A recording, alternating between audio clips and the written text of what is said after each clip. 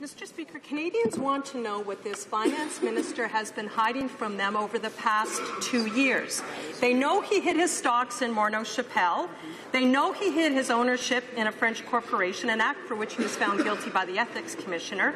And over the last 2 years, he has not disclosed what he's owned in his various numbered companies. Simple question. He may have disclosed yesterday, but the previous 2 years, he has not disclosed to Canadians what's in his numbered company. What's he hiding? The Honourable Minister of Finance. Mr. Speaker, the member opposite is incorrect.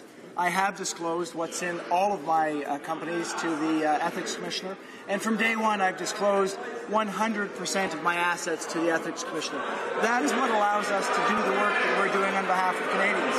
The work that we started 2 years ago when we found ourselves with an economy that was not growing fast enough. We decided that we had a choice, and the choice was to create jobs for Canadians. Mr. Speaker, it's working. Again, more than 500,000 new jobs over the last 2 years, a situation where our economy is growing faster than it's grown in a decade. This is helping Canadian families to succeed.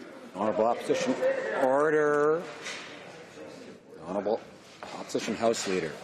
Very typical of this finance minister, playing games with words and semantics, but the spirit of disclosing his assets, by which he was found guilty by the Ethics Commissioner, he is absolutely guilty of, and he doesn't have the decency to admit it to Canadians.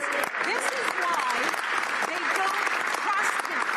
Very simple question. If he had nothing to hide over the last 2 years when he was regulating industries that he may have owned shares in, why doesn't he tell Canadians what he owned in the last 2 years in his numbered companies? And no semantics. The Honourable Minister of Finance.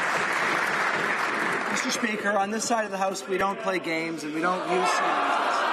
What we do is we disclose what we need to disclose in order to make sure we get on with the work.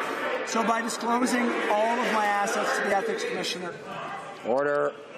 Earlier, I asked members to try not to be provoked by things because people on both sides will sometimes say things that some might find provocative.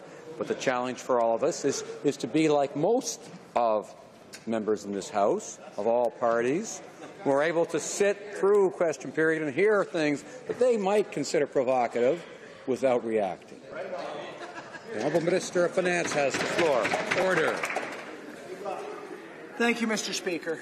Just to finish off, what we're doing on this side of the House is we are very focused on ensuring that Canadians are successful. And the good news is it's absolutely working. Canadians have a higher level of confidence because they actually have more money. The Canada Child Benefit, the tax reductions that we put in place have allowed people to put money back into our economy, which is helping all of us to succeed. It's a good news story for Canadians, Mr. Speaker.